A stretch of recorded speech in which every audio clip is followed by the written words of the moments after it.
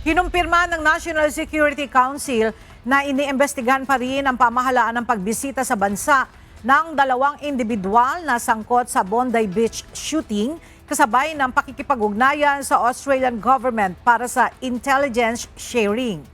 Ayon sa NSC, walang napatunayang ulat na ang mga suspect ay sumailalim sa anumang uri ng military o terrorist training habang nasa Pilipinas at iginiit na ang simpleng pagbisita at haba ng kanilang pananatili ay hindi sapat para sa ganitong aktibidad.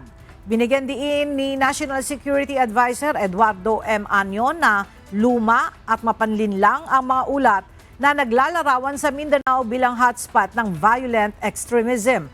Paliwanag nito, simula pa noong 2017 Marawi Siege ay malaki na ang ibinagsak ng lakas, liderato at kakayahan ng mga ISIS-linked groups. Dagdag pa ng NSC, nananatiling alerto ang pamahalaan sa pamamagitan ng intelligence-driven counter-terrorism efforts at responsible nitong tinitiyak na ang teritoryo ng Pilipinas ay hindi magagamit para sa terorismo.